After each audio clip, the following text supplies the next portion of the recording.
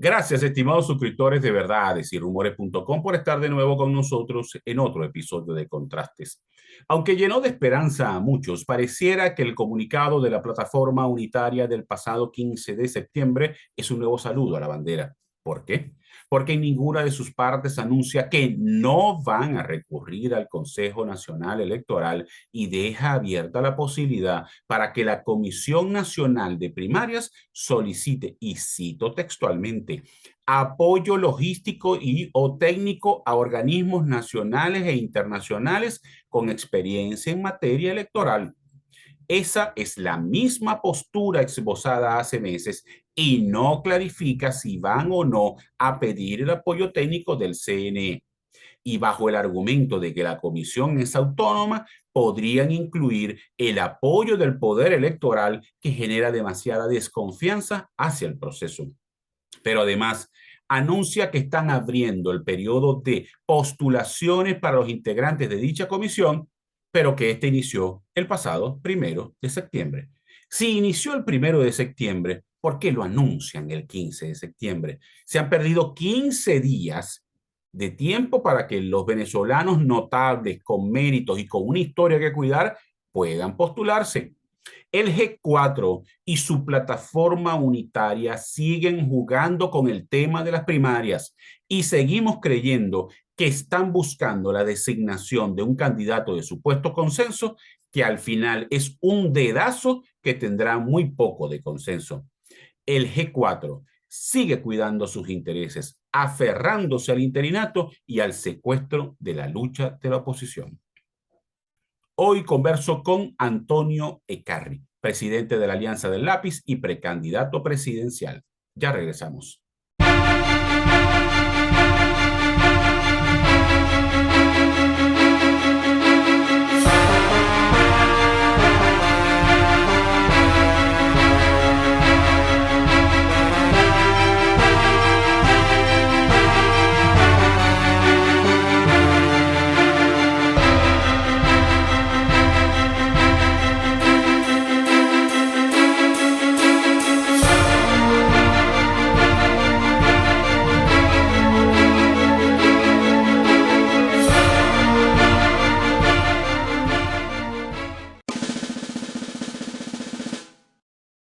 Estimados suscriptores de Verdades y Rumores.com, si usted tiene dificultades para ingresar a nuestro portal como consecuencia del bloqueo del chavismo, solo siga las siguientes instrucciones.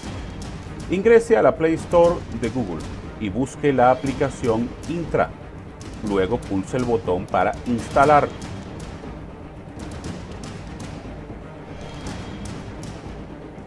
Una vez instalada, pulse el botón Abrir y siga las explicaciones que le da la misma aplicación. Una vez Intra esté activa, usted podrá ingresar sin problemas a Verdades y Rumores.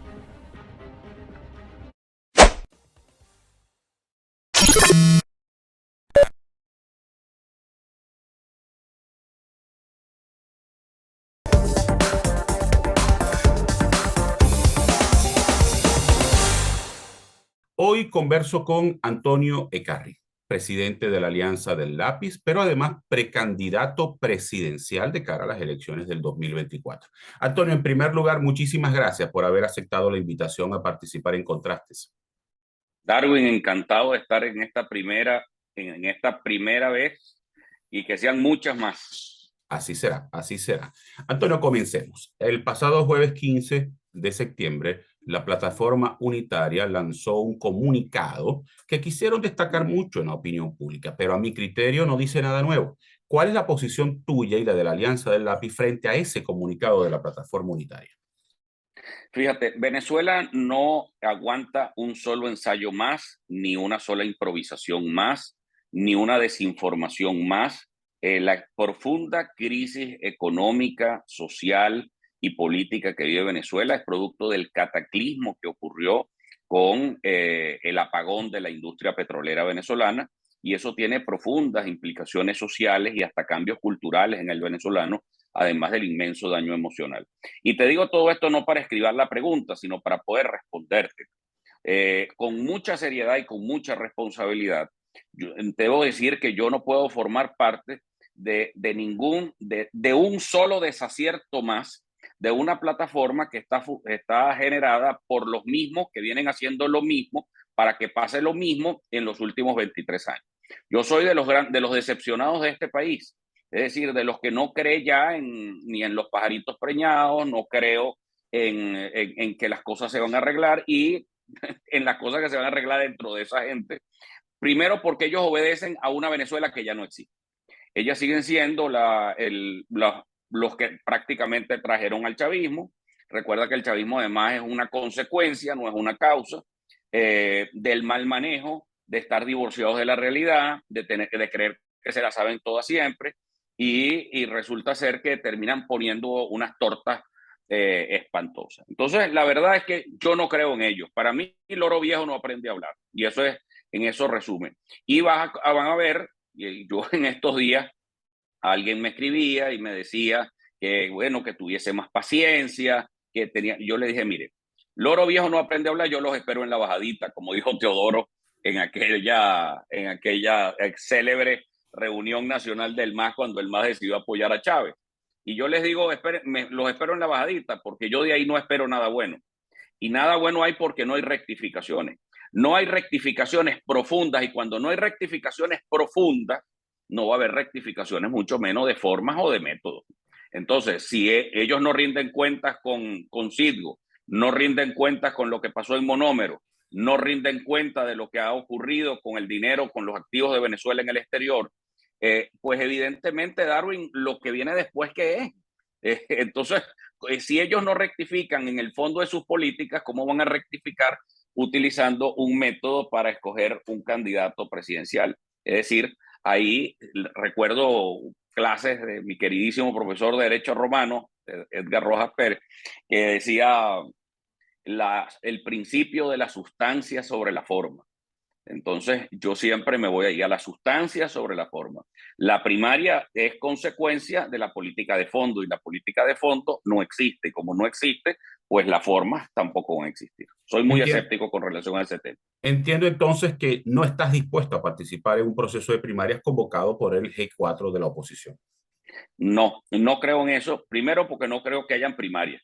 Segundo, que no vayan a que tampoco van a ser primarias, sino un proceso interno entre ellos mismos, un yo con yo. Eso es lo que creo que va a pasar allí. Y van a ser otra decepción más para el país, y yo simplemente estoy alertando lo que va a ocurrir, pues ya los conozco. Es demasiado tiempo en la oposición esperando que ellos hicieran algo y no hicieron nunca nada en 23 años, y la paciencia se me agotó. Ahora bien, en el caso de que yo también creo que la oposición, no, el G4 no va a ir a unas primarias, yo creo que van a tratar de alargar el proceso y al final salir con el viejo truco del consenso. En el Sí, caso del claro. viejo truco del consenso, eso pudiera generar la aparición de un outsider, de un candidato fuera del chavismo y fuera de esa oposición tradicional que logre capitalizar la voluntad de los venezolanos. Mira, yo no sé si es outsider o insider. Lo importante es que haya alguien que lo quiera hacer. Nosotros en el lápiz hemos venido trabajando sin cesar y de manera coherente en plantearle al país una opción presidencial independiente, que no tiene que ver con los viejos prejuicios, y además que tiene una opción muy clara. Todo el mundo sabe que nosotros queremos hacer de Venezuela el país de la educación, y que tenemos un plan estructurado para transformar a Venezuela. Ahora, eso no tenemos miedo de decir la verdad. Nosotros, una de las cosas que nos caracterizamos es eso. Nosotros no tenemos miedo de decir las verdades, porque Venezuela necesita una cura de verdades. Entonces, como nadie se atreve nunca, Darwin, a decir la verdad, porque entonces voy a poner molesto a fulano o a molesto a sutanejo, entonces al final termina siendo la oposición un morrocoy con gallo que nadie entiende cuáles son sus políticas. Entonces yo creo que llegó el momento de fijar una política seria, coherente. Venezuela está destrozada, no aguanta un ensayo más, no aguanta una improvisación más, sino lo que necesita hoy es un cambio profundo. Pero lo más importante es entender dónde estamos hoy como país, como nación, además como individuos, la psicología colectiva del venezolano, que está profundamente dañada y deteriorada. Si en el mundo, Darwin, se están viviendo hoy grandes experimentos, porque luego de la pandemia y de todas estas crisis económicas que se están dando en el mundo, pues la gente se está enfermando de depresión y de ansiedad, pues tú te puedes imaginar lo que puede estar padeciendo un pueblo venezolano que viene de un apagón de la industria petrolera, que era lo que nos mantenía en los últimos 80 años. Entonces, Ahora, evidentemente, estamos en medio de un cataclismo y eso hay que atenderlo. Por eso creemos que debe surgir una cosa diferente totalmente y que llegue a esa inmensa mayoría popular que hoy está totalmente decepcionada. Ahí está el reto. El reto nuestro en la Alianza del Lápiz es ir por esa inmensa mayoría que está decepcionada tanto del chavismo como de la oposición. Ahora, bien sea un outsider o un insider, cualquiera de los dos, si la oposición del G4 lanza un candidato de consenso, eso quiere decir que van a surgir otras candidaturas, no una candidatura en paralelo de la oposición, sino otras candidaturas. Esa multiplicidad de candidatos no podría afectar la posibilidad de victoria en las elecciones del 2024. No, te voy a explicar por qué no. Porque pueden haber 25, 44, 100 candidatos, pero la verdad que la gente con el poder y con la conciencia ciudadana puede escoger entre los candidatos al que más opción tenga.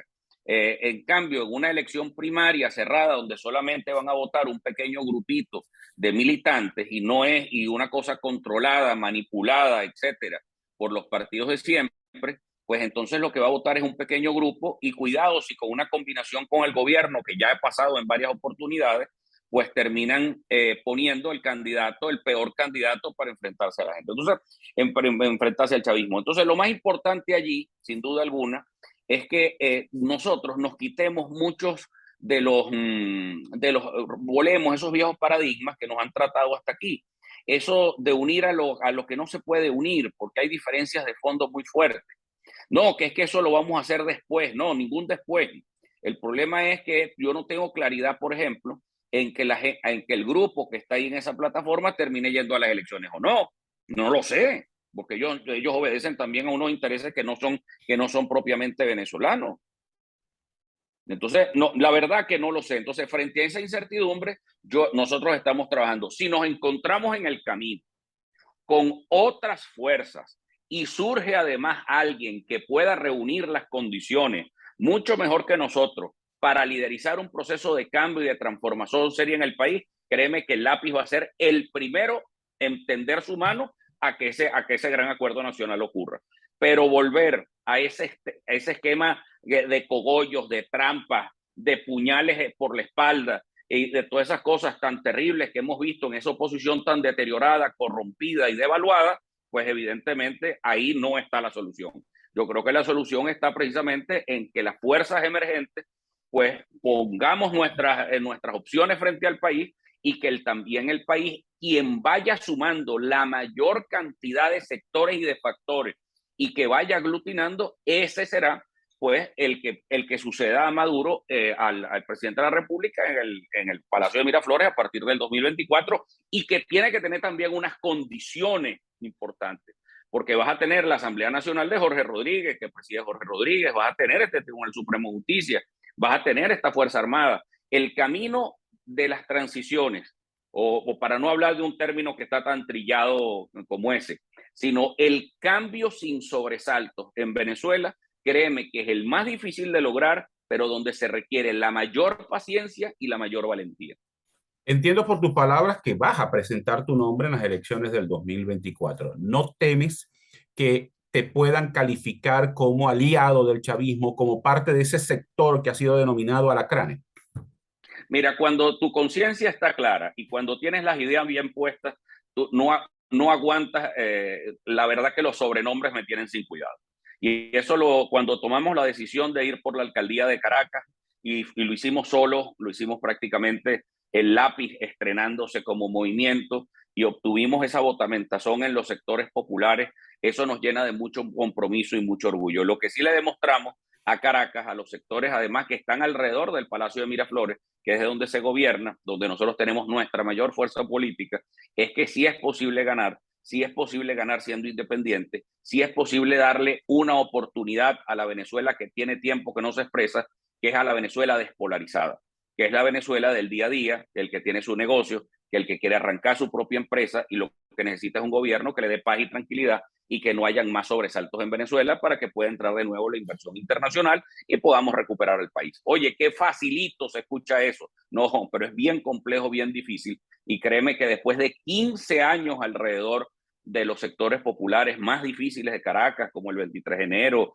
Katia, todos esos sectores que están en el oeste de Caracas, pero que forman parte del distrito capital de Venezuela. No es que yo sea un centralista, Darwin, ni mucho menos, al contrario, yo siento que Caracas es la primera víctima del centralismo, pero sin duda alguna hay que plantear otra cosa. Lo que uno ve en los sectores populares de Venezuela es orfandad, es decir, la necesidad de que surja un nuevo movimiento independiente que ponga a las ideas por encima del nombre, que la gente no vaya detrás de un mesías, sino detrás de una idea.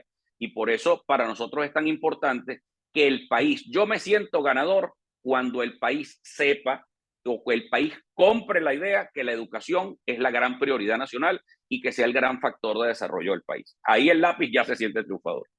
Antonio, tenemos que hacer una primera pausa. Te dejo dos interrogantes para regreso. La primera, las elecciones del 2024, a pesar de que no hay un proceso todavía de reanudación de las negociaciones y tenemos aún mismo CNE, pudiera ser la solución a la crisis venezolana. Y la segunda pregunta, quiero conocer en detalle cuál es la propuesta que tú le ofreces al país basada en la educación. Hagamos una pausa, ya regresamos.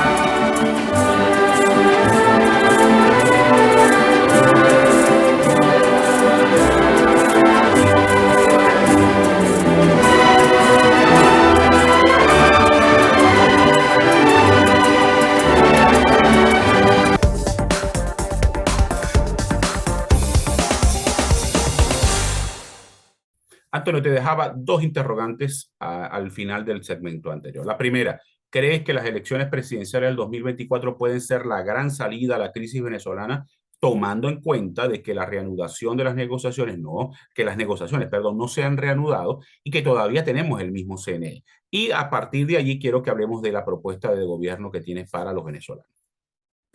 Bueno, primero, para responderte, y muchas gracias por la pregunta, yo creo que el 2024 es el inicio de la solución para la estabilización total de Venezuela y que podamos recuperar nuestros principales ingresos, como son el ingreso petrolero. Es decir, para nosotros poder ser de nuevo un proveedor con garantías de petróleo a nivel internacional, que la Providencia nos está dando una nueva oportunidad, necesitamos un gobierno independiente que produzca un cambio sin sobresaltos en Venezuela. Es decir, necesitamos un país en paz, eso no se va a cambiar, no, Venezuela no se va a recuperar con golpes de Estado ni con rebeliones. Venezuela se recupera con un cambio pacífico, constitucional, electoral y de mayoría popular. Y le pongo ese calificativo. Mucha gente ha dicho los tres primeros, pero yo le agrego este que es fundamental. De mayoría popular, de sentimiento popular, para que pueda haber, no solamente para que podamos cobrar, como dicen por allí, que podamos ganar efectivamente, que se respete el triunfo, pero además que podamos gobernar, que es tan importante. Yo creo que a Venezuela le hace falta una dosis de tranquilidad, una época de paz, una época de estabilidad para poder recuperar la economía y salir de la hecatombe social, emocional, política, etcétera, que hemos vivido durante todos estos años. Es decir, ¿qué merece Venezuela hoy? Un gobierno de tranquilidad y de paz, donde nadie se sienta perseguido, donde nadie va a decir, pero es que va a haber impunidad, que si no, ya va, calma. Eso, volver cada quien a su espacio es lo correcto. El presidente de la República no puede estar ordenando poner preso a nadie. El presidente de la República debe estar bastante ocupado en las prioridades. Ayer mismo, y hablando de esas prioridades, Darwin, ayer mismo dábamos una rueda de prensa y les decía que el año escolar venezolano que se inicia es víctima también de un gran cataclismo. Aquí no hay, incluso los muchachos no tienen ni zapatos de goma para caminar, para ir para el colegio. O sea, la situación es muy grave.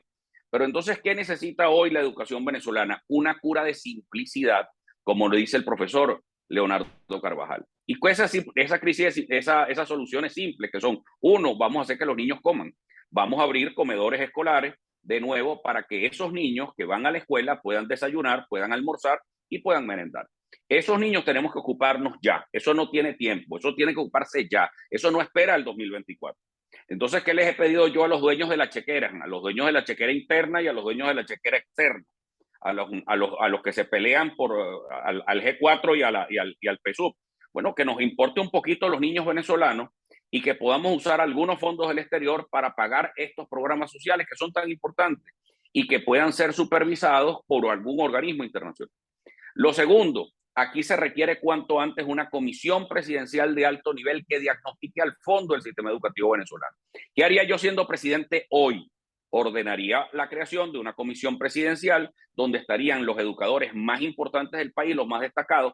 Yo quiero recordarte que el director de la Escuela de Educación de Harvard es venezolano, que el rector del MIT es venezolano. Es decir, nosotros necesitamos hoy por hoy a los mejores talentos para que hagamos un diagnóstico a fondo del sistema educativo para poder iniciar un proceso de transformación mayor del sistema educativo. Ahora, nuestro plan, Darwin, ¿cuál es? La nueva Venezuela. ¿Y qué es la nueva Venezuela? Ir hacia la Venezuela del conocimiento.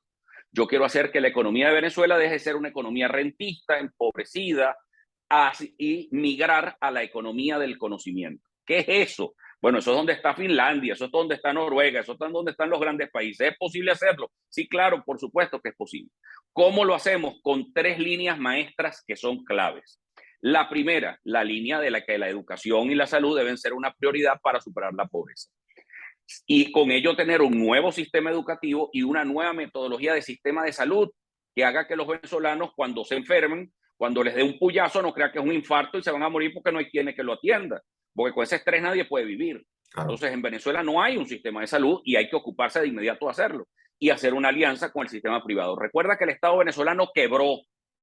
El Estado venezolano quebró, Darwin. Y eso es importante que todos lo vayamos a digerir. Todo lo que estamos viviendo hoy es consecuencia de un Estado quebrado. Es decir, no hay ingresos. Los estados sí quiebran y el venezolano quebró. Por eso no hay moneda, por eso no hay cómo pagarle a nadie, por eso la situación que está es tan grave y la economía es tan frágil. Ahora, ¿cómo resolvemos eso? Segundo paso, economía abierta para superar la crisis. Aquí hay que dejarse de complejos. Nosotros tenemos que tener una economía de baja imposición, de atracción de inversiones. ¿Y cómo hago eso? Primera medida, vamos a acabar con el negocio de élites del Banco Central de Venezuela. Vamos a asumir el dólar como moneda.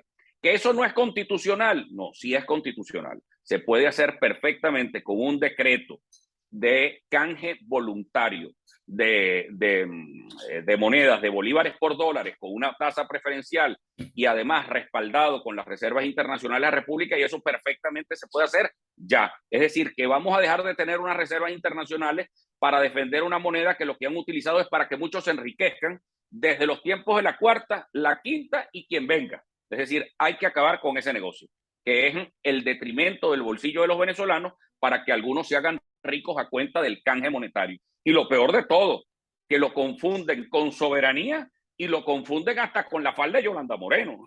Es que es una cosa insólita.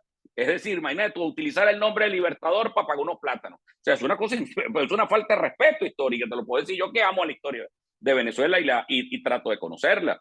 Entonces, imagínate tú, eso es como que si en Estados Unidos en la moneda se llamara Washington. O sea, usted entrega a Washington cada vez que usted va a comprar un rollo de papel toalé. Eso no puede ser, es una falta de respeto, además. Yo no estoy nunca de acuerdo, es un criterio de Renio Tolina que se lo compro de arriba abajo. Pero que además de eso nosotros podamos dolarizar para darle más condiciones de garantía para que la gente venga a invertir a Venezuela. Claro. Entonces, lo primero es, una de las cosas que hay que acabar de la incertidumbre, es con una falsa moneda que ya no existe, que es el bolívar, que representa un Estado que tampoco existe. Entonces, el tema de la dolarización y la baja imposición es clave para todo esto.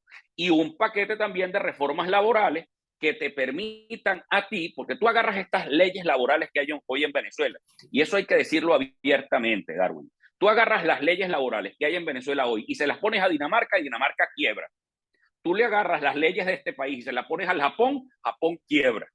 Claro. Ahora, ¿quiénes viven mejor? ¿Los venezolanos, los daneses o los japoneses? ¿Quiénes viven peor de los tres? Los venezolanos. Entonces el problema no está en quedar anclados a viejos dogmas que ya no tienen sentido. Tenemos que actualizar esa legislación para que la gente gane bien. Si tú te pones, mira, en estos días alguien me sacaba la cuenta nada más en lo que tú contribuiste en seguridad social. Cuando tú le pagabas al Seguro Social o cuando tú estabas cotizando al Seguro Social, durante estos últimos 30 años, tú le entregaste más de $30,000 al Seguro Social por persona en Venezuela, se calcula.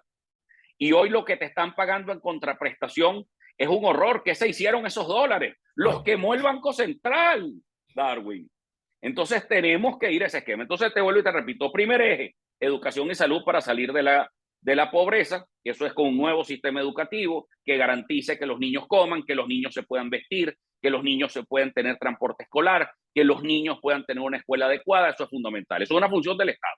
Segundo, la salud, que es tan importante, y recuperar todo el sistema y descentralizar el sistema de salud en Venezuela. Lo otro que también es importante entonces es la economía abierta para salir de la crisis, que eso incluye la dolarización y la baja imposición. Y por último, que es el complemento para poder hacer todo esto, que es el tercer gran factor, que es una democracia plural y liberal. ¿Y qué significa una democracia plural y liberal? No, que es que ese es liberalismo, neoliberalismo salvaje. No, olvídense de esas cosas. Eso no tiene que ver con eso. Es de libertad. O sea, una democracia plural es que no haya sobrerepresentación política. No es que tú sacas el 40% del Parlamento y te llevas el 80%. No, eso no puede pasar más. Aquí nadie puede andar como tío conejo. Es decir, alguien echándosela de más vivo que el otro. Es decir, entonces, en el 2010, el gobierno utilizó ese mecanismo, él había ganado apenas con 3 puntos por arriba de la oposición y resulta ser que se llevaron el 70% de los diputados. Llegó la oposición en el 2015 y sacaron 5 puntos, 6 puntos más que el gobierno y resulta ser que se llevaron el 80% del Parlamento. Eso también es un fraude. Entonces, todas esas cosas hay que corregirlas y eso es reformando el artículo 8 de la Ley Orgánica de Procesos Electorales. Y lo otro, que esa democracia plural tiene que venir en paz y en tranquilidad. Aquí no se pueden promover golpes de Estado, no me gustan los golpes de Estado, no me gusta ni el 18 de octubre del 45, pues. Ahí que tengo mis peleas con mi papá por eso. No me gustan los cambios militares, no me gusta. Los militares tienen que tener un gran papel en la historia nacional y un gran papel en el presente y el futuro del país, que tiene que ver con el respeto a la soberanía nacional. Más aún cuando tienes un territorio lleno de oro, lleno de minerales, lleno de tantas riquezas que tiene que ser resguardado. Entonces el papel de la Fuerza Armada va a ser muy importante, pero en su sitio. Y pero despolitizadas, despartizadas y muy institucionales, con carrera, con mérito, eso es demasiado importante. Y lo otro es que esa democracia tenga instituciones que se vayan actualizando y que se vayan reformando para dar estabilidad y paz. Entonces, el leitmotiv, el objetivo claro, el titular de primera página es: hagamos y construyamos un gobierno que genere paz y estabilidad para que podamos tener prosperidad. Entonces, para todo ese plan es ese plan de la nueva Venezuela. Una última pregunta, Antonio. ¿Cómo hacer con ese marasmo cultural en el cual el chavismo nos imbuyó? Porque ese es uno de los resultados del chavismo. Se han perdido los valores, la gente no ve el trabajo como una oportunidad, sino que se han desarrollado toda una serie de actividades ilegales que muchos llaman la economía sumergida. ¿Cómo regresar a esa Venezuela que teníamos donde la gente quería estudiar y quería trabajar? Bueno, para lograr toda esta nueva Venezuela que te estoy dibujando, tienes un elemento clave: la educación. Porque la educación es el vehículo para superar. La educación es la vía para transformar a Venezuela. Es decir, la vía. Pero cuando tú tienes tus objetivos claros a dónde quieres ir, la educación entonces se pone al servicio de esos grandes objetivos nacionales que te acabo de dibujar. Hoy Venezuela, ¿qué tiene? Bueno, yo sí te puedo decir, el chavismo ha padecido una derrota cultural terrible. Ellos fracasaron en ese intento. Hoy el 87%, entre 84 y 87% de los venezolanos quiere tener su propia empresa. Eso es un cambio cultural del venezolano. Es decir, aquel venezolano que estaba esperando que alguien llegara para ver cómo se enchufaba, ese venezolano es una minoría. Es decir, La gran mayoría nacional, Darwin, y donde tú estés en Caracas, estés en Antímano, estés en Cumaná, estés en Carúpano, estés en Valle de la Pascua, estés en El Tigrito, estés en Tucupita, estés en San Antonio del Táchira, pero estés en Bogotá, estés en Santiago, en Miami, en Madrid, donde sea, y tú escuchas un venezolano, ese está trabajando. Ese está montando un emprendimiento. Ese se las está ingeniando. Yo estoy encantado con el nuevo venezolano, que surgió de la crisis, claro, que surgió a punta de trancazo. No quiero decir que sean prósperos y que están felices. No, hay un profundo daño sentimental muy grave y de tristezas que cada uno tiene. Aquí tú y yo nos comenzamos a contar de familiares que no están con nosotros y rapidito, bueno, no hay nada más triste que un cumpleaños nuestro, sí, haciéndolo por WhatsApp y por cuántas cosas hay. Ahora, ¿cómo hacemos lo que sí, entre todas esas barbaridades, hay una cosa muy buena? Y que es lo que me hace a mí ser muy optimista con Venezuela. Es ese cambio cultural a favor del trabajo y la educación. Tú no te puedes imaginar cada vez que yo llego a abrir una casa del lápiz de emprendedores en cualquier sector popular de Caracas o del interior de Venezuela. Tú en estos días en el sector Campo Alegre, en el sur de Maracay. No te puedes imaginar, Darwin, la belleza de la gente, porque estábamos inaugurando un centro de tareas dirigidas y los niños iban a aprender a leer, escribir y a tener operaciones matemáticas básicas. ¿Tú sabes lo que es tan bonito eso cuando toda una comunidad está encantada porque les llegó la educación? Claro. Entonces, ese cambio cultural que es tan profundo es lo que tiene que entender la clase política venezolana, que no se ha dado cuenta. Ellos creen todavía, la oposición creen que están en la época de Carlos Andrés Pérez I. Peor, porque ellos no se han dado cuenta que incluso que Carlos Andrés Pérez II pasó. Segundo, el chavismo tampoco se ha dado cuenta de eso. Y tercero, la comunidad internacional también tiene que darse cuenta que hay una foto vieja en sus escenarios internacionales. Porque esta nueva Venezuela, la Venezuela del trabajo, de la educación, de la cultura, la Venezuela independiente, que no depende del Estado, que no está buscando al Estado para que le dé, sino para que lo deje hacer, esa no está representada en los escenarios internacionales. Antonio, lamentablemente se nos agotó el tiempo. Te quiero dar de nuevo las gracias por haber aceptado la invitación. No, para mí es un honor, Darwin, haber compartido contigo y le mando un gran abrazo a toda tu audiencia y que tengamos todos, miren, no compren el nombre mío, pero yo lo que sí les pido a todos es que compremos a la educación como la única vía para transformar a Venezuela, porque ahí es que viene el gran cambio y volvamos a ser el primer país exportador de petróleo del mundo y que volvamos a ser la primera economía de América Latina y que ahora con esta cultura del trabajo que tenemos vamos a convertirnos muy pronto en el primer país desarrollado de América Latina. Una sola cosita más, denos una sola generación de venezolanos con un nuevo sistema educativo y van a ver que el país va a ser uno de los más bellos, más espectaculares y de mayores valores de principios y ética en el mundo. Lo vamos a lograr. Coincido plenamente contigo. Y a ustedes muchas gracias por haber estado en la sintonía. Nos vemos el próximo lunes con otra interesante entrevista.